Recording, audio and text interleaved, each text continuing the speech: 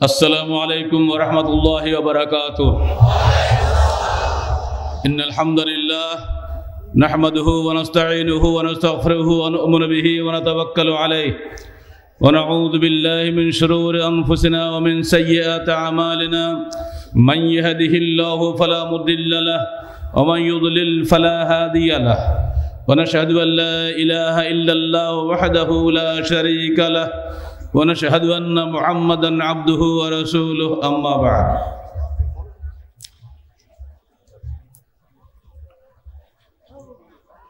যাবতীয় হামদ ও সানা আল্লাহ রাব্বুল আলামিনের জন্য এবং যাবতীয় দরুদ ও সালাত তার শেষ নবী মুহাম্মদ রাসূলুল্লাহ সাল্লাল্লাহু আলাইহি ওয়াসাল্লামের জন্য। যে খুতবাটি পড়লাম এই খুতবা শুনে এককালে জাদুর চিকিৎসক জেমাদ আল আজদি মুসলমান হয়ে গিয়েছিল। আল্লাহ রসুলকে জাদু করেছে, তার মাথা ঠিক করা লাগবে, এই জন্য কুরাইশরা তাকে ইয়েমেন থেকে এনেছিল। দেখো তো আমাদের এই ছেলেটা জাদু ধরেছে, ওকে তুমি ঠিক করতে পারো কিনা। নাম করা চিকিৎসক তিনি এসে আল্লাহ রসুলকে বলেছিলেন, তোমার নাকি জাদুতে ধরেছে, তা আমি তোমার ট্রিটমেন্ট করব। উনি বলছে, আমার তো জাদুতে ধরেনি, জিনে ধরেনি, তা তুমি কি বলো শুনি একটু। তখন তিনি এইটা বলেছিলেন যেটা আমি পড়লাম একটু আগে। আবার পড়ো, আবার পড়লেন, আবার পড়ো, আবার পড়লেন। তখন সঙ্গে সঙ্গে বলল, যা আমি শুনলাম মনে হচ্ছে সাগরের গভীর থেকে বেরিয়ে আসছে এই শব্দগুলা, এইগুলো কোনো মানুষের কালাম হতে পারে না। আমি নিজে একজন বিদ্বান মানুষ, আরবি ভাষায় এরকম সুন্দর কালাম হতে পারে কোনো বক্তব্য আমার জীবনে শুনি নাই।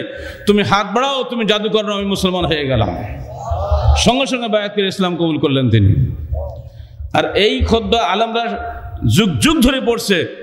কোনো জিনেগ্রস্ত, কোনো অপবাদগ্রস্ত, কোনো শয়তানগ্রস্ত আজ পর্যন্ত মুসলমান হয়েছে নাকি?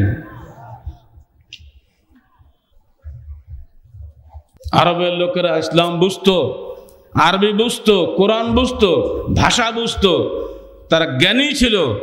তাই কোরআনের ভাষালঙ্কারের সামনে এবং অন্তর্নিহিত তাৎপর্যের সামনে তারা সঙ্গে সঙ্গে সারেন্ডার করে দিত। মানুষ যখন অন্ধকারে থাকে, অজ্ঞতার অন্ধকারে থাকে, তখন তার সামনে একটা মানুষের চরিত্র একরকম থাকে। আর যখন সেই মানুষটার সামনে থেকে অজ্ঞতার অন্ধকার দূরীভূত হয়ে যায়, পর্দা হারিয়ে যায়, তখন সঙ্গে সঙ্গে সেই মানুষটার মধ্যে জ্ঞানের জ্যোতি, নূরের, আল্লাহর পক্ষ থেকে নূর নাজিল হয়। এবং জেমাদ আল আজদি তার বাস্তব প্রমাণ। এমনি করে যত মানুষ আল্লাহ রসুলের সামনে গিয়েছিলেন, যাদেরকে আল্লাহ পাক হেদায়েত নসিব করেছেন, জ্ঞানীগুণী বহু মানুষ দিন কবুল করে নিয়েছে। কি ছিল তার মধ্যে? তিনি কি রাজনৈতিক লোভ দেখিয়েছিলেন জেমাদ আজদিকে, যে তুমি আমার দলে আসলে তোমাকে ইয়ামানের গভর্নর করব? অসংখ্য মানুষ তার সামনে এসেছে, এক একজন এক এক মতলবে এসেছে। মুসাইলিমা কাজ্জাব এসে বলেছিল, মোহাম্মদ তুমি তো নবী, তো তুমি যদি এই বিজয়ী হও, মক্কা বিজয় করতে পারো, তো তুমি তো বড় রাষ্ট্রপতি হয়ে যাবে। তো তোমার সেই রাজনৈতিক শক্তির একটা ভাগ আমাকে দিতে হবে।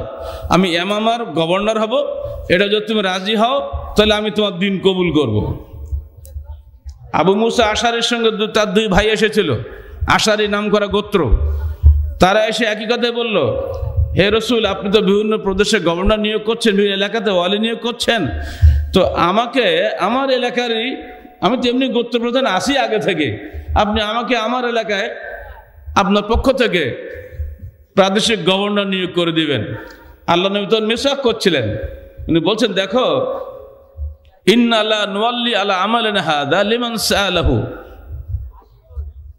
ওয়া লিমান হারাসা আলাইহি ওয়া ফি রাওয়ায়াতিন মুসলিম ওয়া লিমান আরাদা। দেখো, আমরা কোনো ক্ষমতা ওই ব্যক্তিকে দেই না যে চেয়ে নেয় বা যে লোভ করে বা যে মনে আকাঙ্ক্ষা করে। তুমি যেহেতু চেয়েছো, তোমাকে আর ক্ষমতা দেওয়া হবে না। ইসলামের এই রুট যারাই লঙ্ঘন করেছে, তারাই দুনিয়া এবং আখিরাতে ক্ষতিগ্রস্ত হয়েছে। যেখানে ক্ষমতা চেয়ে নেওয়ার রাজনীতি থাকবে, পৃথিবীর যে দেশেই এই রাজনীতি আছে সেখানে শুধু মারামারি, হানাহানি আর কাটাকাটি ছাড়া কিছুই নাই। আহলে হাদিস আন্দোলন বাংলাদেশ এদেশের সমাজ পরিবর্তনের আন্দোলন। সমাজের জাহেলিয়াতের সঙ্গে আপোষ করে সমাজ সংশোধন করার চিন্তাধারা আমাদের মধ্যে নাই। পায়খানার ময়লা ড্রেনে নেমিয়ে গায়ে সাবান দিলে কি অবস্থাটা হয়? দেহ সাফ হয়? আপনারা যারা রাজনীতি করেন পায়খানার ড্রেনে নেমে সাবান দেওয়ার ব্যবস্থা করেছেন, আমরা ওর মধ্যে ঢুকি না, ওই ড্রেনেই আমরা নামি না। আমরা ওই ড্রেনটাকে সাফ করে ফ্রেশ ড্রেনে পরিণত করতে চাই।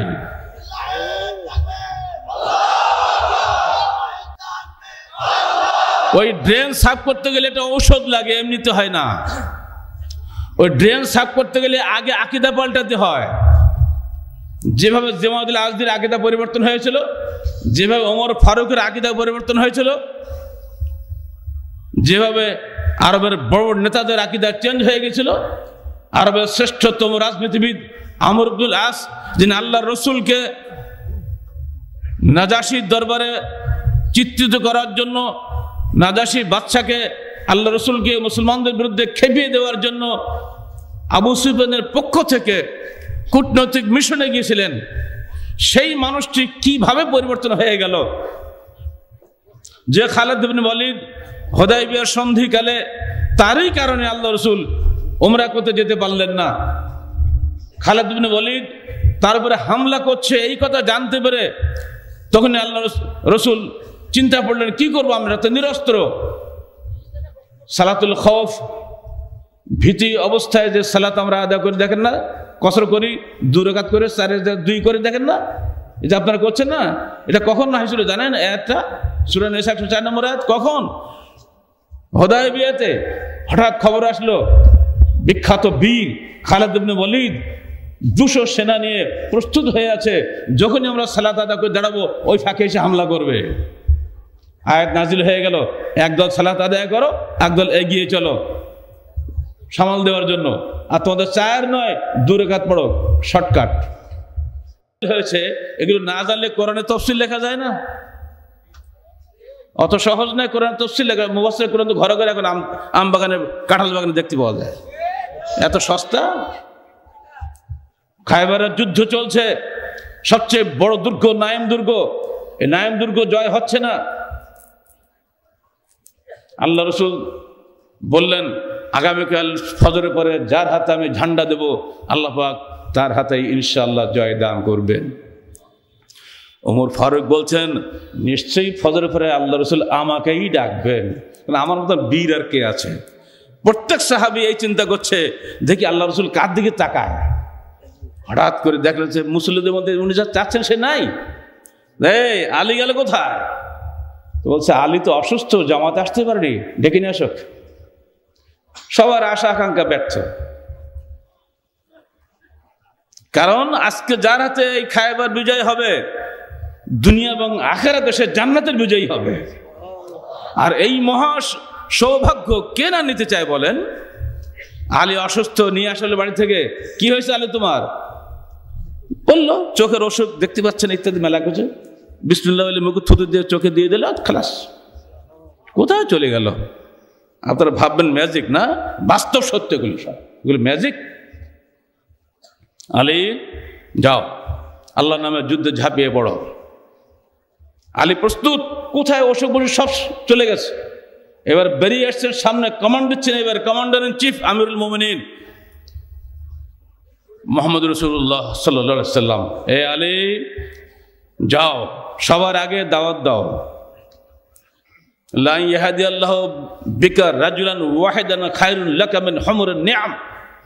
তোমার এই দাওয়াতের মাধ্যমে শত্রুর পক্ষের একজন লোক যদি দিনের পথে চলে আসে, হেদায়েত পায়, ওটাই তোমার সর্বোত্তম লাল উট কোরবানি করার চাইতে উত্তম হবে। ইসলাম শান্তির ধর্ম, এটা কি তার বড় প্রমাণ নয়? খালি হত্যা করার জন্য ইসলাম আসে নাই, গুলি করে মানুষ খুন করার জন্য ইসলাম আসে নাই। ইসলাম যুদ্ধের ময়দানে পর্যন্ত শান্তির দাওয়াত দিয়ে থাকে। চূড়ান্ত যুদ্ধের মুহূর্তে পর্যন্ত আল্লাহর নির্দেশ দিচ্ছেন, আগে দাওয়াত দাও। যদি ওরা দাওয়াত কবুল করে অস্ত্র সংবরণ করো। আমাদের উদ্দেশ্য মানুষের আকীদা পরিবর্তন করা, মানুষকে হত্যা করা ইসলামের দায়িত্ব নয়। হতভাগা মুসলমান, সবাই মুসলমান, ইসলামের এই বিষয়গুলো তারা কখনোই চিন্তা করে না। আহলে হাদিস আন্দোলন বাংলাদেশ রাজনীতি বুঝে, রাজনীতি বলতে যারা আপনারা বুঝেন, ওই রাজনীতি আমরা বুঝি না। ওটা হল ইহুদি নাসারার রাজনীতি। গায়রিল মাগদুবি আলাইহিম ওয়ালাদ-দাল্লিন অর্থ কি? মাগদুব কারা বলেন তো? বলেন, দুটো শিখি, আপনার শেখা দরকার তো। যেটা বলেন আপনারা, মাগদুব কারা বলতে ভয় লাগছে নাকি? হ্যাঁ, ইহুদির ভাত না খেলে পেট ভরে না। আর দাল্লিন কারা?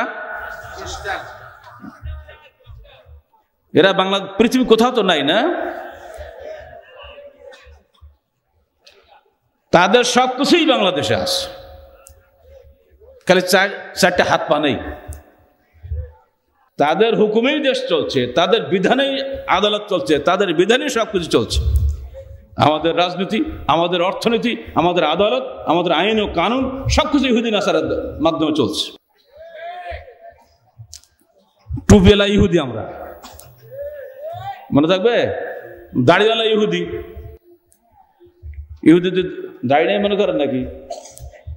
রবীন্দ্রনাথ ঠাকুরের দাড়ি আছে কতটা? আমাদের সাইডে সেই লম্বা। কার্ল মার্কসের দাড়ি ছিল, ছবি দেখেন, আমাদের সাংগঠনিক সমাজসেবী বেশি হবে কার্ল মার্কসের দাড়ি। অত সস্তা না, দাড়ি টুপিতে জান্নাত পাওয়া যাবে না। আকীদা আগে সাফ করবে। এই মূল কথা চলে আসুন। বিশ্ব মানবতার কাছে আল্লাহর আহ্বান, ইয়া আইয়ুহান নাসু উবুদু রাব্বাকুমুল্লাযী খালাকাকুম ওয়াল্লাযীনা মিন ক্বাবলিকুম লাআল্লাকুম তাত্তাকুন আল্লাযী জাআলা লাকুমুল আরদা ফিরাশান ওয়াস সামাআ বিনাআন ওয়া আনজালা মিনাস সামাই মাআন ফাআখরাজা বিহি মিনাস সামারাতি রিজকান লাকুম ফালা তাজআলু লিল্লাহি আনদাদা ওয়া আনতুম তা'লামুন।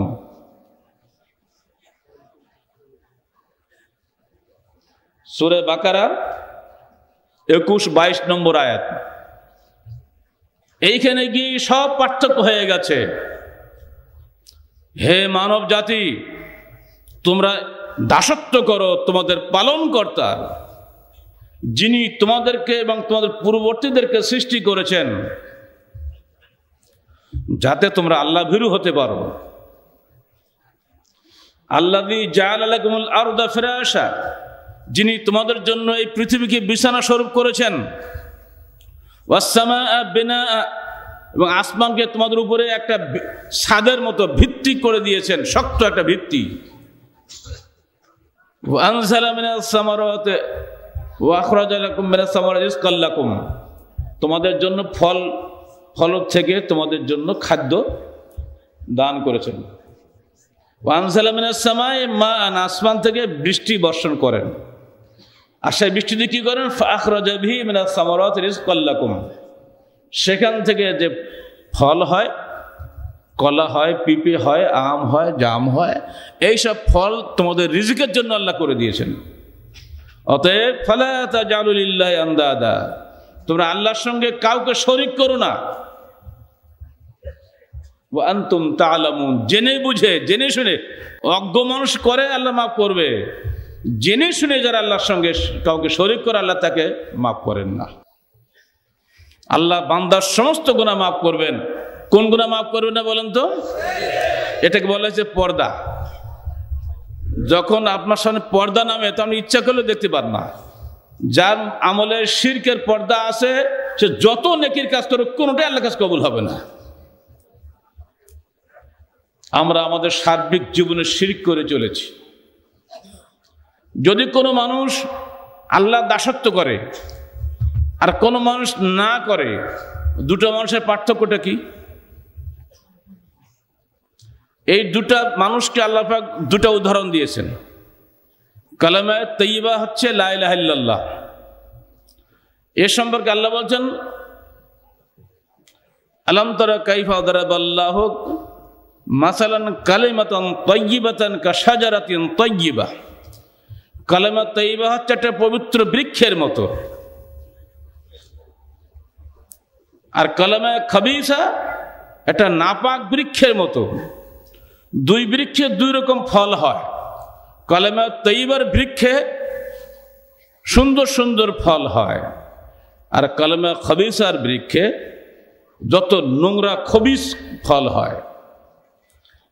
আল্লাহ বান্দার কাছে দুটা পথ রেখে দিয়েছেন, তোমরা হয় আল্লাহ দাসত্ব করবে না শয়তানের দাসত্ব করবে, হয় খবিস কলমা বলবে না তৈয়ব পবিত্র কলমা বলবে। আদম থেকে মুহাম্মদ পর্যন্ত সকল নবীর কলমা একটাই ছিল, কলমা তৈয়বা লা ইলাহা ইল্লাল্লাহ। দ্বিতীয় অংশ পরিবর্তন হয়েছে যুগে যুগে প্রত্যেক নবীর সময়। কলমা তৈয়বা লা ইলাহা ইল্লাল্লাহ, আদম সফিউল্লাহ, নূহ নবিউল্লাহ, লা ইলাহা ইল্লাল্লাহ ইব্রাহিম খলিলুল্লাহ, লা ইলাহা ইল্লাল্লাহ মুসা কলিমুল্লাহ, লা ইলাহা ইল্লাল্লাহ ঈসা রুহুল্লাহ, লা ইলাহা ইল্লাল্লাহ মুহাম্মদ রাসূলুল্লাহ। হলো তো, শেষটা চেঞ্জ হবে, মানুষ মরবে তো, নতুন নতুন রসুল আসবেই তো, কিন্তু প্রথমটা কোশ্চিন কালেও চেঞ্জ হয় নাই। ওয়ালাকাদ বাসনা ফি কুল্লি উম্মাতিন আন ইবুদুল্লাহ ওয়াস্তানিবুত তাগুত। সকল নবীকে আল্লাহ পাঠিয়েছেন, মা লাকুম মিন ইলাহিন গায়রু, তোমরা সবাই মানুষকে বলো এক আল্লাহর ইবাদত করো, তোমাদের জন্য আল্লাহ ব্যতীত কোনো উপাস্য নাই। সকল নবীর একটাই দাওয়াত ছিল। বাংলাদেশে যত দাওয়াত চলছে সবাই কিন্তু আল্লাহকে বিশ্বাস করবে দাবি করে। আল্লাহকে বিশ্বাস করা আর আল্লাহকে দাসত্ব করা এক নয়। বিশ্বাস এবং দাসত্ব একত্রিত হলেই সেখানে ফল পাওয়া যায়। বিশ্বাসের সঙ্গে যদি দাসত্ব না থাকে তাহলে বুঝতে হবে আপনি বিশ্বাস করি নাই। এইখানে গিয়ে আবু জাহেলের সঙ্গে আবু জাহেলের ভাতিজা মুহাম্মদ রাসূলুল্লাহর পার্থক্য হয়ে গেছিল। আর এই কারণে আবু জাহেল নিজেকে আহলুল্লাহ, আহলে বাইতুল্লাহ, হমস ইত্যাদি লকবে নিজেদেরকে অহংকারী করে তুললেও তারা কিন্তু আসলে আহলুল্লাহ ছিল না। আমরাও যদি নিজেদেরকে আহলে সুন্নাত বলি বা আহলুল হাদিস বলি, অথচ যদি আল্লাহর দাসত্ব না করি, আমরা নাম কাগজ হই আবু জাহেল মার্কা আহলুল্লাহ হব, কাজের বেলা কিন্তু হতে পারবো না। আবু জাহেল আহলুল্লাহ মানে আল্লাহওয়ালা দাবি করতো, আসলে কি সে আল্লাহওয়ালা ছিল? ও তো ইবলিসওয়ালা ছিল। তো আহলুল্লাহ আবু জাহেল ছিল না আল্লাহ রসুল ছিলেন? কে আহলুল্লাহ ছিলেন? দুজনের মধ্যে রসুল ছিলেন না? আজকেও যদি আপনি নিজেকে আহলে হাদিস বলেন আর আপনার হাদিস কোরআন অনুযায়ী রাজনীতি অর্থনীতি না করে শুধু রফাদানটুকু যদি ঠিক রাখেন, তাহলে আপনি কি আহলে হাদিস হতে পারবেন? আহলে হাদিস আন্দোলনের বাংলাদেশের সঙ্গে অন্যান্য আহলে হাদিসের সঙ্গে এইখানে কি পার্থক্য হয়ে গেছে? আমরা শুধু রাফাদানি আহলে হাদিস না, আমরা বলে দিয়েছি আমাদের সার্বিক জীবন মাথার চুল থেকে পায়ের নখ পর্যন্ত কোরআন হাদিস মোতাবেক চলতে হবে। আমার পেটে যে ভাতটা ঢুকবে সুদের টাকার ভাত ঢুকবে না। আমি যে পানিটা খাবো ওর মদ খাবো না, আমি শরবত খাবো। কথা মনে থাকবে তো? আমার খাদ্য হালাল হবে, আমার পানীয় হালাল হবে, তবেই আমার ইবাদত রফাদান হলেও না হলে পরে দেখা যাবে। আগে জায়গা ঠিক করে না। পেটের মধ্যে জাহান্নামের আগুন ঢুকিয়ে আমি জোরে বলবো কোন কাজ হবে? হারাম করে বাচ্চার ইবাদত করে কবুল হয় না, হারাম করে ইবাদত কবুল হবে না, হারাম করে কখনো জান্নাতে যাবে না। আর এই হারাম হালাল ঠিক করতে গেলেই এদেশের পুরো লাইফ চেঞ্জ করতে হবে, পুরো রাজনীতি চেঞ্জ করতে হবে, পুরো ব্যাংক চেঞ্জ করতে হবে। আর এই কারণেই অন্যান্য ইসলামপন্থীদের গায়ে হাত দেয় নাই, আহলে হাদিস বাংলাদেশের নেতৃবৃন্দের হাতে হ্যান্ডকাপ করে জেলে ঢোকানো হয়েছিল। এখন পর্যন্ত সেই মিথ্যা মামলার দায় বহন করতে হচ্ছে। এখন আমাদের গর্দানে মার্ডার কেসের মামলা ঝুলছে। এই সরকার আমাদের বিরুদ্ধে মামলা দিয়েছে। মামলা সারা জীবন তোমরা দাও, জান যখন থাকবে এই বাতিলের বিরুদ্ধে আমাদের সংগ্রামও থাকবে। আল্লাহ বলছেন তোমরা দাসত্ব করো, এটাকে বলে তৌহিদ ইবাদত। আবু জেহেল তৌহিদ মানত, আল্লাহ রসুল তৌহিদ মানতেন। আবু জেহেলের তৌহিদের মধ্যে আল্লাহর স্বীকৃতি ছিল, কিন্তু আল্লাহর প্রতি আনুগত্য ছিল না। আল্লাহ রসুলের তৌহিদের মধ্যে আল্লাহর স্বীকৃতি ছিল, সে সঙ্গে আল্লাহর দাসত্ব ছিল।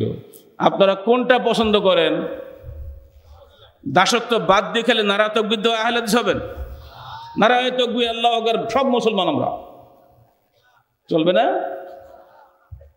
আল্লাহ রসুলের বিরুদ্ধে গালিগালাজ করছে, আর মুসলমান এখন মরবে না, ঘরে পান ভাত খাবে নাকি? মুসলমানের ঈমানের পরীক্ষা করার জন্যই আন্তর্জাতিক চক্র তার দেশীয় দোসররা সমানে তাদের সংগ্রাম শুরু করে দিয়েছে। মুসলমানকে বলা হচ্ছে তোমরা ধৈর্য ধারণ করো। অসম্ভব।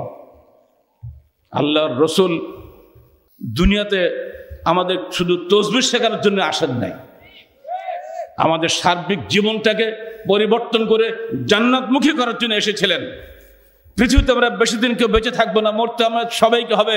মৃত্যুর পরবর্তী চিরন্তন জীবনে আমরা জান্নাত চাই। দুনিয়াতে 5 তলা বিল্ডিং বাস করব, সব পড়ে থাকবে দুনিয়ায়, কবরে আমাকে একা যেতে হবে, সঙ্গে কিছুই যাবে না। এমনকি গায়ের যে জামাটা দেখছেন এটাও আমার সন্তান আমাকে দিবে না, বাজারে পচা মার্কিন থান কিনে আমার গায়ে পরে ছেড়ে দেবে, তাই না? তাহলে কি জন্য এত পাগল হয়ে গেছে আমরা দুনিয়ার জন্য? গাড়ি বাড়ি টাকা পয়সা এনে পাগল হয়ে গেছে। আমি আমার সার্বিক জীবনকে কোরআন হাদিস অনুযায়ী গড়ে তুলতে চাই। আমি আমার কবরের চিন্তা করি, আপনি আপনার কবরের চিন্তা করুন, দেখুন সমাজ কতক্ষণ লাগে পরিবর্তন হওয়ার জন্য। যদি একজন লোক লা ইলাহা ইল্লাল্লাহ বলে, তার ফলাফলটা কি দাঁড়ায়? আল্লাহ ছাড়া কোনো উপাস্য নাই। এই কথাটা ছোট্ট একটা কথা, কিন্তু এই কথাটার মধ্যে যে আগুন ভরা আছে, এই আগুনটা আমরা বুঝি নাই। আমাদের ফকিররা সারাদিন লা ইলাহা ইল্লাল্লাহ পড়ে ভিক্ষা চায়, কিছু হয় দেশে? অথচ আল্লাহ রসুল লা ইলাহা ইল্লাল্লাহ বললেন, আবু জাহল গেলে খেবে। 15 জন নেতা গিয়েছে আল্লাহ রসুলের কাছে, চাচা আবু জাহলকে বলছে তোমার ভাতিজাকে ডাকো তো। ডাকলেন, কি ব্যাপার? বলে, মোহাম্মদ তুমি তো কথাবার্তা খুব ভালোই বলো, ছোট থেকে তুমি সত্যবাদী, জীবনে মিথ্যা কথা বলো না, তো সবই ভালো, তুমি এই কলমা বলো কেন? তো চাচা কি বলতে হবে? আমরা যা করি তুমি তাই করো, কোনো সমস্যা নাই। আমরা যেটা করছি তুমি শুধু মেনে নাও, ওটা আপোষ করো। কিছু যদি না করো, অন্ততপক্ষে বছরে একবার আমাদের মূর্তিবার পুতুলগুলো গায়ে একটু হাত বুলিয়ে দেবো, তাতে আমি খুশি হয়ে যাবো। অথবা 1 বছর তুমি পুতুল ইবাদত করো, আর 1 বছর আমরা তোমার আল্লাহর ইবাদত করি। এটা হোক এটা আমরা সমঝোতা করি। চাষা ভাজা মারামি করাটা ভালো দেখায়, লোকে বলবে কি? কুরাইশের এত আভিজাত্য গর্বে সম্মানিত বংশ আমরা, সারা পৃথিবীর লোক আমাদের সম্মান করে। এমনকি সবার ব্যবসায়িক কাফেলায় ডাকাত পড়ে, কুরাইশের কাফেলা কোনো জীবনে ডাকাত পড়ে নাই। কারণ এরা আল্লাহর ঘরের তত্ত্বাবধায়ক, বাইতুল্লাহ শরীফের এরা দেখাশোনা করে, এদের সম্মান মর্যাদা খুব বেশি। আল্লাহ নিজে আসমান থেকে পাখি পাঠিয়ে আব্রাহা বাহিনীকে ঠেকিয়ে দিয়েছিলেন। আব্রাহার 60,000 সৈন্য মরে ধ্বংস হয়ে গেছে, কিন্তু কাবাঘরে হামলা করার সাহস করে নাই। সেই কাবাঘরের তত্ত্বাবধায়ক হলে কুরাইশ বংশের লোকেরা।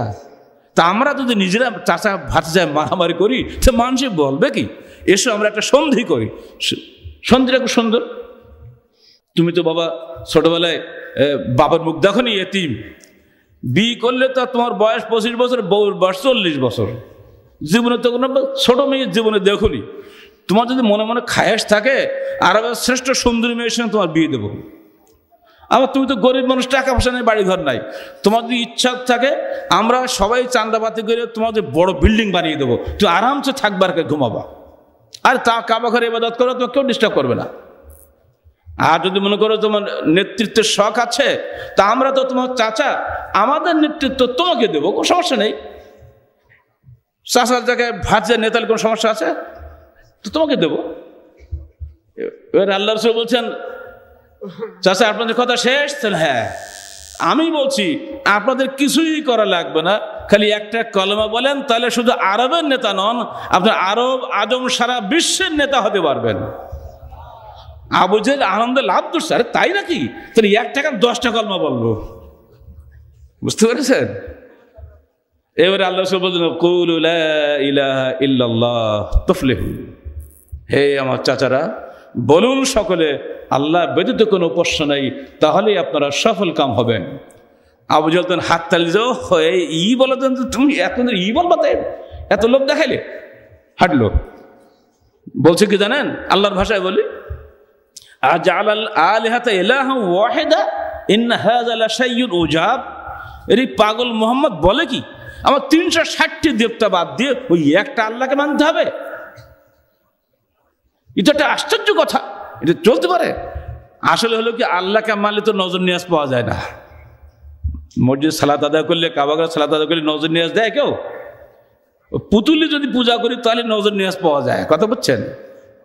আমাদের পীর সাহেবদের দরগাগুলো কি হয়, ওরা জানে যে মরা পীর কোনো ক্ষমতা নেই, থাকলে ওর পীর সাহেবের ছেলের পেটের ওষুধ ভালো করে দিতে পারতো। পীর সাহেবের ছেলের বোর জীবনে ক্যান্সার হতো না, হতো? অথচ সারা দেশের লোক যায় ওখানে ক্যান্সার ভালো করার জন্য। ওখানকে কি দেয়, কি খায় বলো না, তুই কি খেয়ে আসলি ওখান থেকে? খেয়ে আসছে ওখান থেকে, তাবারও খেয়ে আসছে গতবার গিয়ে, 800 গিয়ে তাবার ওখানে কি কচু বলে, যত আবল তাবলতে ঘটনা বানায়। কি বলবো, এখনকার সময় ধরে বাঁধাকপি ফুলকপি আবল তাবল দিয়ে ঘাস মাছ ঢুকিয়ে দিয়ে ঘুটে মুটি দেয়, এগুলো তাবারও খাও, ক্যান্সার ভালো হয়ে যাবে। আরে বাবা, পিসার ছেলে তো আমাশা ভালো হয় না, তোর ক্যান্সার ভালো হবে কোত্থেকে? মরা পীর কোনো ক্ষমতা নেই, এটা সবাই জানে, পাগলও জানে, মানে ছাগলও বোধহয় বুঝে ওঠে। এই বিশাল বিশাল টুপিয়াল এগুলো বুঝে শুধু না। তার মানে কি জানেন, একটা ধোকা দিতে পারলে টাকা পাওয়া যায়। আমি বলি বাবা ঠিক আছে, তোমার পীর দরগা যত বড় যাও, কেউ মান্যত করে নজর নিয়ে দিই না, টাকা পয়সা দিয়ে কত পিসা থাকে ওখানে। ওর যারা মিলাদে মৌলবি আছে, এদের পয়সা দিও না, মিলাদ বন্ধ হয়ে যাবে এমনি, পুদু পয়সা। আবু জেহেল ওই অপেক্ষায় থাকতো, হজের সময় লোক আসবে আর টাকা দেবে, পেট ভরি খাবে, এইটাই ছিল ওদের কাজ। আর এই যদি নাকি পুতুল পূজা বন্ধ হয়ে যায় তো খাবে কি? এই অর্থনৈতিক স্বার্থের কারণেই এরা আল্লাহকে মানেনি, কিন্তু এরা বুঝতো আসলে এটাই ঠিক। আর সেই কারণে তারা আল্লাহ রসুল কথাকে ওরা বরদাস্ত করতে পারেনি। যখন আবার 1994 সালে 29শে জুলাইতে সম্মিলিত সংগ্রাম পরিষদের আহ্বানে সাড়া দিয়ে কোরআন পরিবর্তনের দাবিদার নাস্তিক তসলিমা নাসরিনের বিরুদ্ধে আহলাদের যুব সংঘের কাফেলা নিয়ে আমরা ঢাকায় গিয়েছিলাম 26টা বাস নিয়ে। সেই দিন প্রথম 2 মিনিট 10 সেকেন্ডের ভাষণে এই কথাটা আল্লাহ পাক আমাদের মুখ দিয়ে বের করে নিয়েছিলেন, সকল বিধান, বলুন তো আলহামদুলিল্লাহ সবার মুখস্থ হয়ে গেছে। বাংলার ঘরে ঘরে, বন্ধরে কন্ধরে, জঙ্গলে, সর্বত্র যখন এই একই আওয়াজ উঠবে, তখন বাংলার সিংহাসন নিঃসন্দেহে পরিবর্তন হয়ে যাবে ইনশাআল্লাহ। আমরা চাই বঙ্গভবনের বুক থেকে ওই আসমান ফেটে, ওই গম্বুজ ফেটে বেরিয়ে আসুক, সকল বিধান বাতিল করো, ওহির বিধান কায়েম করো। যেদিন বঙ্গভবনে এই আওয়াজ উঠবে, সেদিন আমাদের আন্দোলন সার্থক হবে। বাংলার ছোট্ট ছোট্ট বাচ্চার মধ্যে এটা বেরিয়ে আসুক, সকল বিধান বাতিল করো, লা ইলাহা, ওহির বিধান কায়েম করো, এটি হচ্ছে ইল্লাল্লাহ। মনে থাকবে, আগে লা ইলাহা হবে, তারপরে ইল্লাল্লাহ হবে। আগে সকল বিধান বাতিল করো, তারপরে গিয়ে আল্লাহর বিধান আসবে। সকল বিধানের সঙ্গে আল্লাহর বিধান জড়িয়ে দিলে জগা খিচুড়ি ওই তাবাররুক হবে, কাজের কাজ কিচ্ছু হবে না। কথা বোঝা গেছে? বাংলাদেশে ওই তাবাররুক মার্কা ইসলাম চলতেছে। এই তাবাররুক দিয়ে হবে না, ফ্রেশ হবেন, হয় আল্লাহর দাস হবেন, না মানুষের শয়তানের দাস হবেন। দাসত্ব এক জায়গাতে যাবে, স্রেফ আল্লাহর কাছে। যদি আল্লাহর সামনে দাসত্ব আমরা করার জন্য মাথা ঝুঁকিয়ে দেই, তাহলে ইনশাআল্লাহ আমরা খুব দার্থিন ভাবে বলতে পারি, এদেশের রাজনৈতিক ময়দানে কোনো মারামারি থাকবে না। আলেমরা নির্যাতিত হচ্ছে আলেমদের নিজেদের কর্মফলের কারণে। যদি আলেমরা সবাই একমত হয়ে বলতো আমরা আল্লাহর বিধান ছাড়া কোনো বিধান মানি না, এখনো মানুষ আলেমদের অনুসরণ করে, আলহামদুলিল্লাহ। কিন্তু আলেমরা এটা মানছেন না। আমরা অত্যন্ত দুঃখের সঙ্গে এগুলো বলছি। আমাদেরকে অন্তর কান্দরা মনে করেন নাকি? আজ থেকে 8 বছর আগে আলেম শ্রেণীভুক্ত হওয়া সত্ত্বেও আমরাই তো নির্যাতিত হয়ে জেলখানা ঢুকেছিলাম, তাই না? তখন কি আমাদের বিরুদ্ধে বদনাম অপবাদ দেওয়া হয় নাই? তারা ভেবেছিল এই আলেমগুলোকে আগে ঢুকেইনি, তারপরে আমরা জঙ্গল সাফ করব। এক আলেম শেষ হলো, এবার আর এক আলেম ধরলো। কেমন হলো গল্পটা? এখন যারা পিছনে এগুলো করছে, কলখানি নাড়াচ্ছে, তাদেরকে কেউই দেখতে পায় না, অথচ তারা খুবই পরিষ্কার। গাড়িতে আসতে আসতে আমার বন্ধু বা বাহারুল কাছে গল্প শুনলাম, খুব ভালো লাগলো। আখের খেতে 3 ছেলে গিয়েছে, আখ চুরি করে খাচ্ছে। আখ বোঝেন তো? না না, আপনার কুশোর বলেন। তো সব আমার সঙ্গে লুকালে হবে? আমি ভাই আমি আখই বুঝি, আপনার কুশোর বোঝেন। আমি বাবা কুশোর বুঝি না, আমি আখ বুঝি। দুটোই বুঝলেন তো? আখ মানে কি? এই দুর্বল দাঁতের কাজ না, সবল দাঁত লাগবে। এই কুশোর খেতে গিয়েছে 3 ছেলে, ছোটবেলায় আমরাও খেয়েছি, লুকিয়ে লাভ নেই। আখ যা মিষ্টি লাগে, ওদের তিতা লাগবে তাহলে যেতাম না। আর এমনি চালে কেউ দেয়ও না, বছরে যদি কাটবে সেদিন দেয়, এমনি কেউ দেয় নাকি? আখওয়ালারা চুরি করে, সাথে বুদ্ধি নাই। 3 বন্ধু গিয়েছে আখের খাওয়ার জন্য। এখন বাড়িওয়ালা আখের ক্ষেতওয়ালা ধরে ফেলেছে। ধরে দেখা যে 3 বন্ধু 3 বাপের সন্তান, সে 3 বাপ 3 রকম। একটা হলো গ্রামের মন্ডলের ছেলে, আর একটা হলো ওরই জায়েদ ভাই আর এক আখ চাষির ছেলে, আর একটা হলো গ্রামের সবচাইতে নিপীড়িত শ্রেণী, এক ধরে নেন শূদ্র মুদ্র যাকে থাকে না, ওদেরই একটা ছেলে। ও তখন দেখলো 3টাকে তো একসঙ্গে মারা যাবে না, আমি তুই একা, 3টার সঙ্গে পারবো নাকি? তোমরা তুই মন্ডলের ছেলে তাই না, ঠিক আছে, তুই আসলে ভালো, এদের ফেরবে পড়ে আসছিস, থাক। তুই তো আমার জায়েদ ভাই আর এক চাষা ছেলে তাই না, ঠিক আছে থাক, একদিন তোর আমার কাজে লাগবে। আর তুই শালা নমশূদ্র ছেলে, তুই এক খাইছিস, তোর এত বড় সাহস! ওকে দিল মেরে। ওটা শেষ। এইবার ধরলো এই জায়েদ ভাই চাষা ছেলে, এই শালা তুই আমার জায়েদ ভাই, তুই আমার একের পর খেয়ে নিলি। মন্ডল ছেলে ভালো, ও উচ্চ বংশের ছেলে, সেজন্য ও হিসাব করে এসে একা আসেন, তোদের সাথে করে নিয়ে এসে, ঠিক আছে তুমি থাকো, এটাকে শেষ করি, এটা শেষ। এইবার বলে শালা তুই মন্ডল হচ্ছিস এমনি, তুই মান সম্মানে ভয় নেই, তুই কেন কাজ করছিলি, তোরও রাখবে না দুনিয়ায়। একসঙ্গে 3টা মারি, একটা খেয়াল হয়েছে। 2005-এ ডক্টর গালেবকে ধরলো, 2013 এসে আর একজনকে ধরলো, 2015 যে আর একজনকে ধরবে। আলম শ্রেণীর সাপ, ইসলাম শেষ। হুঁশিয়ার হয়ে যাও মুসলমানরা, একজনকে মারছে আর একজন হাসবে, এটা চলবে না। ইসলাম সকলের জন্য, ইসলাম আমাদের সকলের হৃদয়ের দিন। ইসলামের একজন খাদেমের বিরুদ্ধে যদি কেউ হামলা করে, প্রত্যেকটা খাদেমের অন্তরে আঘাত লাগা স্বাভাবিক। হতে পারে আমলে পার্থক্য থাকতে পারে, কিন্তু দিনের ব্যাপারে সব মুসলমানকে আমরা এক নই। আমার একটা মুসলিম ভাইয়ের গায়ে যদি হাত দেয়, তার একটা মুসলিম ভাইকে দাঁড়িয়ে দেখবে নাকি? হাদিসে কি বলা হচ্ছে? আল মুসলিমে আখুল মুসলিম লা ইয়াকরু ওয়া লা ইয়াজলিমহু ওয়া লা ইয়াখযুলহু। এক মুসলিম আর এক মুসলিমের ভাই, সে তাকে ক্ষতি করতে পারে না, তাকে অপমান করতে পারে না, তাকে জুলুম করতে পারে না। সেইটা গেল কোথায়? মারামারি কাটাকাটির নাম তো ইসলাম নয়। এখানে কেউ তো শহীদ হওয়ার কোনো সুযোগ নাই। আমরা চাই দেশে শান্তি, নিরাপত্তা। এটা তখনই সম্ভব যখন মানুষ এক আল্লাহর কাছে তার দাসত্ব প্রকাশ করবে। আল্লাহর দাসত্ব বাদ দিয়ে যেমনি ডানে বায়ে যাবেন, তেমনি শয়তান আপনাকে গ্রেফতার করবে। আর শয়তানের ফান্দে একবার পড়লে আর বেরোতে পারবেন না। ওই যে একটু আগে বললাম না, ওই নোংরা ড্রেনে যদি একবার পড়েন আপনি, একটা মুরগি যদি ড্রেনে পড়ে, ও উঠতে পারে? সারাদিন ঝাপড়ায়, ওঠার জন্য মুরগিটা পাগল হয়ে যায়। এক পর্যায়ে মুরগির হাত পা দুর্বল হয়ে যায়, ও ড্রেনে পড়ে মরে যায়, ঠিক না?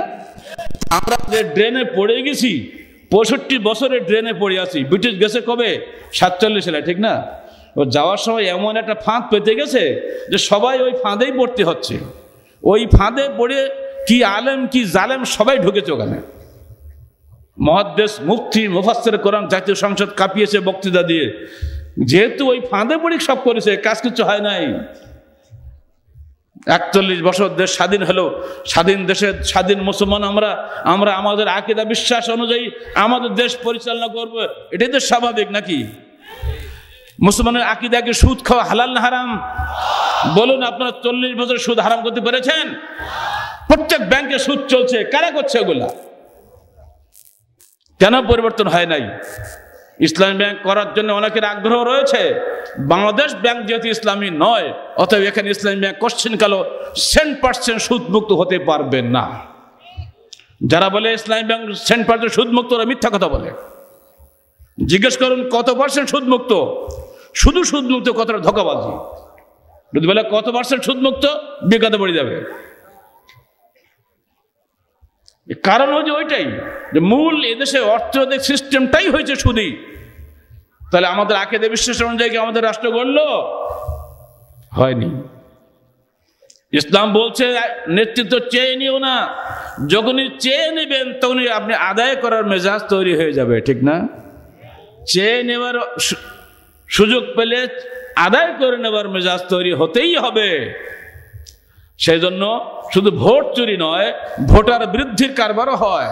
এবারে শুনলাম বর্তমান সরকার এসে বিগত সরকারের আমলে 1,23,00,000 লোক ভোটার বলে বাতিল করেছে। তখন এগুলো সব ভুয়া ভোটার ছিল। এ কি দুনিয়া নাকি? এই খেলা চলছে। সব সাইডেই দাসত্ব এক জায়গায় যেতে হবে। যদি আমরা আল্লাহ দাসত্ব করি তার একরকম ফল হবে, যদি শয়তানের দাসত্ব অর্থাৎ নফসের দাসত্ব করি তার একরকম ফল হবে। আল্লাহ দাসত্ব করলে কি কি ফল হয়, ছোট্ট ছোট্ট কয়েকটা উদাহরণ দিলে বুঝতে পারবেন।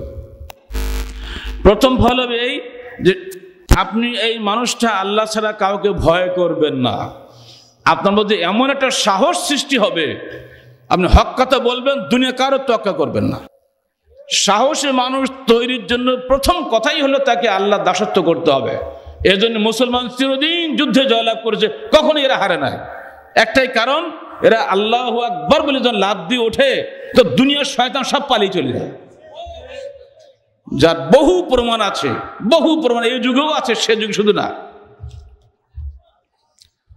আল্লাহু আকবার, আল্লাহ সবচাইতে বড়, এই কথা বলার পরে মানুষের মধ্যে যে শক্তি সৃষ্টি হয়, এই শক্তিকে দমন করার ক্ষমতা কারোরই নাই। এবং সে যখন মরে যায় হাসতে হাসতে চলে যায়, আল্লাহ তুমি আমাকে দুনিয়ায় পাঠিয়েছিলে, আমি যাচ্ছি তোমার কাছে, তুমি আমার পালন কর্তা। আল্লাহ যে কত খুশি হন, বান্দা খুব খুশি হয়। এই স্বাধীনতা সত্যিকার অর্থে আসে তখনই যখন মানুষ তার আনুগত্যের মস্তক স্রেফ আল্লাহর কাছে অবনত করে দেয়। এই সাহসটা মুসলমানের মধ্যে আসে এই উলুহিয়তের কারণে, তৌহিদে রুবুবিয়তের কারণে, তৌহিদে ইবাদতের কারণে। 2 নম্বর, শুধুমাত্র সে আল্লাহর দাসত্ব করে আর সমস্ত দাসত্ব ছুড়ে ফেলে দেয়। প্রমাণ, অসংখ্য প্রমাণ পাবেন। যে ওমর ফারুক গেলেন আল্লাহ রসুলকে হত্যা করার জন্য, যাওয়ার সঙ্গে সঙ্গে যখন তিনি কলেমা পড়লেন, একদম অ্যাবাউট টার্ন করে বললেন, হে আল্লাহ রসুল, এসেছিলাম আপনাকে হত্যা করার জন্য, এই তরবারি আর আমি কোষবদ্ধ করব না, আমি যাব কাবা গৃহে প্রকাশ্য সালাত আদায় করব, চলুন আমার সঙ্গে। আল্লাহ রসুল সাহাবা ইকরামকে নিয়ে চললেন ওমরের সামনে। পৃথিবীর ইতিহাস প্রথম সেদিন ইসলামের মিছিল দেখেছিল। এবারে বলছেন, হে আল্লাহ রসুল, আমাকে অনুমতি দিন, আমি সোজা ওদের নেতা আবু জেহেলের বাড়িতে যাব। আল্লাহ রসুল কিছু বলার আগেই ওমর চলে গেলেন একাকি আবু জেহেলের বাড়িতে। যেই দরজা জোর এক ধাক্কা দিয়ে, আবু জেহেল বেরিয়ে আসো। আবু জেহেল ভাবলো বোধহয় মুহাম্মদের মাথা কেটে নিয়ে আসছে। খুলে দেখে উলঙ্গ তরবারি। ওমর বলছে, হে আবু জেহেল, ছেড়ে রাখো, আমি আমি মুসলমান হয়ে গেছি, তোমাকে জানানোর জন্য এলাম, গোপন কোনো খবর নাই।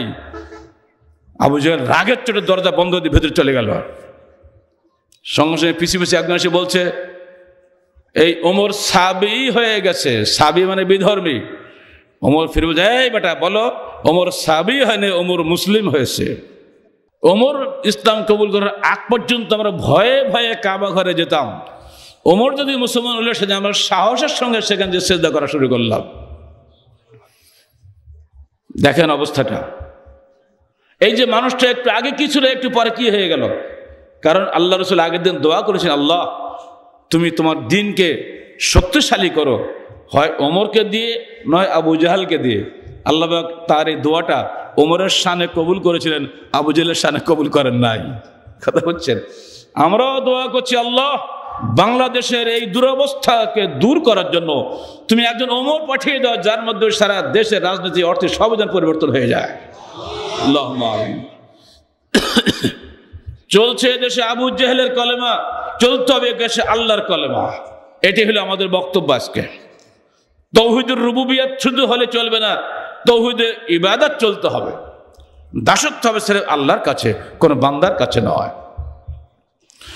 3 নম্বর হবে কি, যখন মানুষ সির্ফ আল্লাহর কাছে মাথা নত করবে, তখন যাবতীয় ফাহেশা কাজ থেকে, যাবতীয় মুনকার কাজ থেকে সে নিজেকে বিরত রাখবে। একটা ছেলে ইয়াবা খায়, হিরোইন খায়, মদ খায়, সে যখন জানবে আল্লাহ মদ হারাম করেছেন, আর আমি যদি মরে যাই আল্লাহ আমাকে জাহান্নামে দিবেন, বলুন ওই ছেলে কি আর মদ খাবে? মদের পেয়ালা ফেলে দিবে, যেমন দিয়েছিল মদিনাতে। খবর হয়ে গেল আবু তালহার বাড়িতে অনুষ্ঠান হচ্ছে, খানাপিনার বিয়ে শাদীর অনুষ্ঠান সম্ভবত হবে, সিরিয়া থেকে দামি মদ এসেছে, সবাই মদ খাচ্ছে। হঠাৎ রাস্তা দিয়ে যাচ্ছে আল্লাহ রাসূল ঘোষক, বলছে দেখো মদ হারাম হয়ে গেছে, মদ হারাম হয়ে গেছে। একজন এসে বলল, আনাস নিজে বলছেন যে হে বাড়িওয়ালা আবু তালহা, এইমাত্র আল্লাহ রাসূলের ঘোষক চলে গেল, রাস্তা দিয়ে বলে গেল যে মদ হারামের আয়াত নাজিল হয়েছে, তাই সঙ্গে সঙ্গে মদের কলসি ভাঙা শুরু হয়ে গেল। কারো কারো গালের মধ্যে 2-1 ঢোক মদ খাওয়া হয়ে গেছিল, গালে আঙুল দিয়ে বমি করে ফেলে দিল, সঙ্গে সঙ্গে পরিবর্তন। কারণ এরা সবাই আল্লাহ দাসত্ব করে, আল্লাহর বিধান নাজিল হয়ে গেছে মদ হারাম, আর মদ খাওয়া যাবে না। বিশ্বাসের পরিবর্তনের সঙ্গে সঙ্গে কর্মের পরিবর্তন যদি না হয়, তো ওটা কি আসলে বিশ্বাস হলো না? শুধু নারাতে বুদ্ধি হবে না, আল্লাহর দাসত্ব ঠিক রাখতে হবে। অথচ আপনি দেখেন 7ম শতাব্দী সেই ঘটনা, আর আজ 20 শতাব্দীর এই সভ্যতার যুগে আমেরিকার ঘটনা 2 মদের সঙ্গে তুলনা করেন। 1920 সালে ডিসেম্বরে আইন হলো যে আমেরিকায় মদ হারাম, বিল পাশ হলো তাদের কংগ্রেসে। মদ হারাম যখন করা হলো, নিষিদ্ধ করা হলো, তখন সেখানে মাত্র 400 মদের দোকান ছিল। নিষিদ্ধ ঘোষণা 7 বছরের মধ্যে সেখানে 23,000-এর উপরে মদের দোকান হয়ে গেল। এই আইনটা বাস্তবায়ন করতে 200 লোকের উপরে মানুষ পুলিশের গুলিতে নিহত হলো। আর এটার জন্য জরিমানা কয়েক লক্ষ ডলার জরিমানা আদায় হলো। কিছুতে কিছু হলো না, খালি মদের দোকান বাড়তেই থাকলো। অবশেষে 14 বছর পরে গিয়ে সেই একই গভর্নমেন্ট, একই কংগ্রেস সেই মদ আবার আমেরিকায় হালাল ঘোষণা করে দিল। আধুনিক যুগের যাবতীয় শক্তি ব্যয় করেও এই যুগের সভ্য মানুষগুলোকে মদ থেকে বিরত রাখা যায় নাই। অথচ আপনারা যাদেরকে অসভ্য বলেন, 7ম শতাব্দী খ্রিস্টাব্দে, কবে এটা হলো 2000 কত 14 না 13, এখান তো 700 বাদ দিলে কত থাকে বলেন? কত থাকে? 700 বাদ দিলে কতশো হয়? 1300। 2013 সাল থেকে 700 বাদ দিলে কত থাকে? খুব পাগল, 2000 থেকে 7 গেলে থাকে কত? 13 না? তো 1300 বা 1400 বছর আগের ঘটনা এগুলা। সেই সময় যদি শুধু একটা কানে আওয়াজ গেল মদ হারাম হয়ে গেছে, যদি মানুষ মদের কলসি ভাঙতে পারে, যে মদিনার রাস্তার স্রোত বয়ে গেছিল, বমি করে মদ ফেলতে পারে, তাহলে এখন তো আমরা সভ্য যুগে বসবাস করছি, এখন কেন সরকারের নির্দেশ অনুযায়ী মদকে আমরা হারাম করতে পারলাম না? কারণ আকীদার পাল্টায়নি তো। কারণ সরকারকে ফাঁকি দেওয়া কোনো ব্যাপারই না, ঘুষ দিলে সরকার সোজা, তাই না? সরকারের অফিসার মানে ঘুষখোর। নারাজ হবেন না ভাই, আপনারা পুলিশ ভাই যারা আছেন নারাজ হবেন না। আপনারা খান তো গোপনে খান, তো কোনো রেকর্ড থাকে না, অথবা মামলা জীবন করেও আপনার জীবনে ঠকানো যাবে না। 4,000 কোটি টাকা লুট করে নিয়ে গেছে অর্থমন্ত্রী, বাবা তো অল্প করে টাকা চলে গেছে। 4,000 কোটি ওর টাকা হলো নাকি অর্থমন্ত্রীর কাছে? 16 কোটি মানুষের অর্থমন্ত্রী, সে না জানে কত হাজার কোটি টাকার মানুষ। কথা বলছেন? আকীদা পরিবর্তন হয় নাই বলেই আমেরিকা ব্যর্থ হয়েছে, যদিও তার আধুনিক অস্ত্র, পুলিশ সবই কোনোটারই কোনো অভাব ছিল না। আর আমার রসুলের কোনো পুলিশ ছিল না, কোনো দারোগা ছিল না, কোনো র্যাব ছিল না, কোনো জেলখানা ছিল না, কোনো আদালত ছিল না। মসজিদে বসে যা বলতেন মানুষ তা শুনতো, তাতেই সব মেনে নিচ্ছে। আকীদার পরিবর্তন আগে চাই। যখনই একটা ছেলের মধ্যে আল্লাহর প্রতি বিশ্বাসের আকীদা সৃষ্টি হবে। ওই ইয়াবাখোর, ওই মদখোর ছেলেটি অবশ্যই তওবা করে উগরে দিয়ে বমি করে মদ ফেলে দেবে ভিতর থেকে, সে আর মদ খাবে না।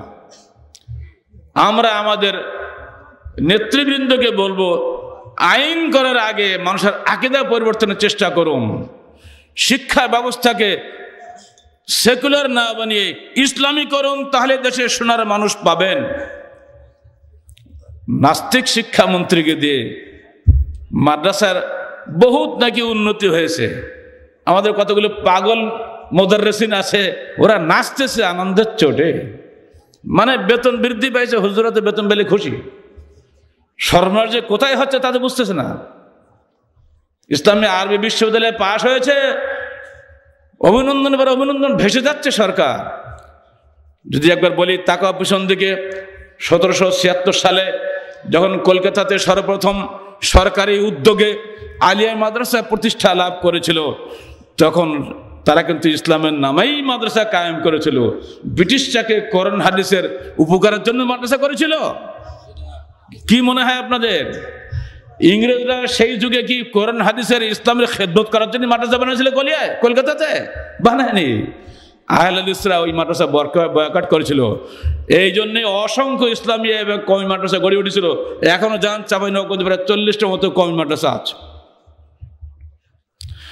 যখনই ধর্মীয় শিক্ষা সরকারিকরণ হবে, সরকারের হাতে যাওয়া মানেই ধর্মীয় শিক্ষা অধর্মীয় শিক্ষা পরিণত হওয়া। এজন্যই কিছু বেতন ব্যাগ টুপিওয়ালা তৈরি হচ্ছে, কোন শক্তিশালী ইমানদার আলেম তৈরি হচ্ছে না। আজকে আলেমদের মাথার উপরে বড় বড় মূর্তি ঝুলানো। বললাম আহলে হাদিসের মাদ্রাসা এটা যারা করেছিল, দিনাজপুরে যাওয়ার পথে এক জায়গায় দাঁড়িয়েছিলাম, বললাম সেখানে যারা এই মাদ্রাসা করেছিল বুকে রক্ত পানি করে, তারা কিন্তু আপনাদের মতো ইটের ঘরে বসে মাদ্রাসা বানায় নাই। তারা নিজেরা মুষ্টির চাউল দিয়ে মাদ্রাসা করেছিল ছেলে আল্লাহকে খুশি করার জন্য। আর আপনারা বড় বড় ডিগ্রি নিয়ে এখানে বসে আছেন, মাথার উপরে বড় বড় মূর্তি ঝুলছে। কি ব্যাপার এগুলো? আপনারা কি হাদিস পড়েন নাই? লা তাদখুলুল মালায়েকাতু বাইতান ফীহি সূরাতুন ওয়া কলবুন। ফেরেশতা কখনোই, রহমতের ফেরেশতা ওই ঘরে প্রবেশ করে না যে ঘরে ছবি থাকে বা কুকুর থাকে। আপনার ঘরে ছবি আছে, এই মাদ্রাসার এই প্রিন্সিপালের ঘরে কোশ্চেন করলে রহমতের ফেরেশতা ঢুকবে না। তা আপনি কি শেখাচ্ছেন মুসলমানদেরকে, বাচ্চাদেরকে আমাদের? কারণ ওই যে পয়সা কোথায় যাচ্ছে আস্তে আস্তে। আজকে মাদ্রাসা শিক্ষা বলতে কোরআন হাদিসের ইলম প্রায় শেষ, একটু না রাখলে হয় না, তাই রাখা হয়েছে।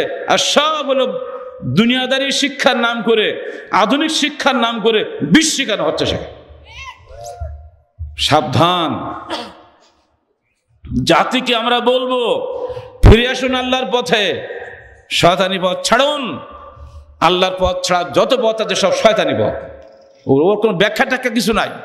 আপনি চিনি মাখিয়ে মদ খান আর চিনি ছাড়া মদ খান, মদই, কোনো পার্থক্য নাই, একই জিনিস। চলবে না ওসবগুলা।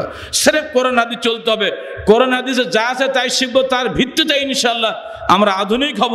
আধুনিক হওয়ার জন্য নতুন করে কিছু শেখার দরকার নাই। প্রত্যেকটা মানুষের মধ্যেই ক্রিয়েটিভ পাওয়ার আছে, কেউ শিখিয়ে দেবে তাই শিখতে হবে তা নয়।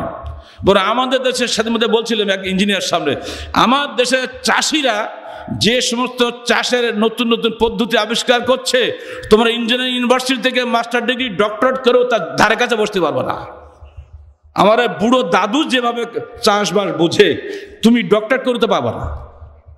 অতএব কিসের দুনিয়াদারি উন্নতি হবে ওটার জন্য সেখানে আপত্তি নাই, কিন্তু মূল শিক্ষা হলে এখানে আমার আকীদা যদি মজবুত না হয় তাহলে আমার দ্বারা চুরি হবে।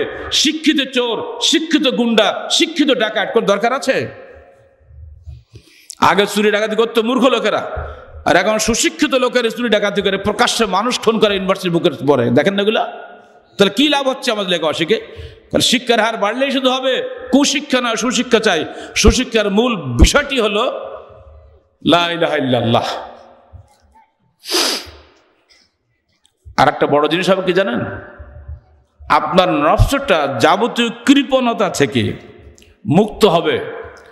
যারা যত দিনদার তারা তত বেশি উদার, আর যারা যত বেদিন তারা তত বেশি টাকার পূজারী। ওরা কোটি প্রতি হলেও ওরা 5 টাকা আপনাকে দান করবে না। এই সমস্ত বেদিন কোটিপতি দিয়ে সমাজে কোনো উন্নতি হয় নাই।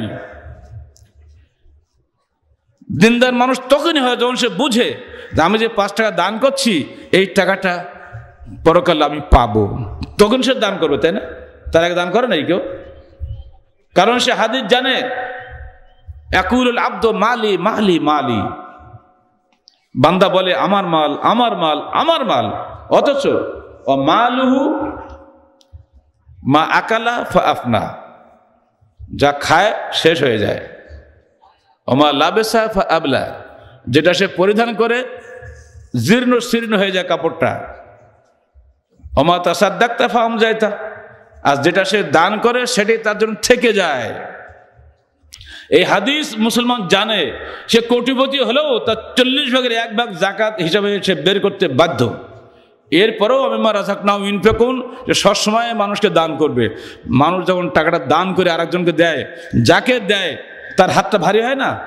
তার হাতে পয়সা ছিল না, এখন সে পয়সা পেয়েছে, এখন সে বাচ্চার জন্য একটা জামা কিনবে না, এখন সে 1 কেজি সন্দেশ কিনবে না। এই যে সমাজে সুন্দর অর্থনৈতিক প্রবাহ সৃষ্টি হয়, এটা তখনই সম্ভব যখন বান্দা জানে আমার এই খরচটা আমার আল্লাহর কাছে রইল। ওমা তুকদ্দিমু লিআনফুসিকুম মিন খায়রিন তাজিদুহু ইনদাল্লাহ, হে আমার বান্দা, তোমরা আল্লাহর রাস্তায় যেটাই দান করছো, যেটাই অগ্রিম পাঠাচ্ছ, সবটাই তুমি তোমার আল্লাহর কাছে মৃত্যুর পরে পেয়ে যাবে। শুধু 1 গুণ পাবে না, বহু গুণ তোমাকে আমি দান করবো সেখানে। বলেন সুবহানাল্লাহ। শুধু নিজের জীবনকে যদি নিবেদিত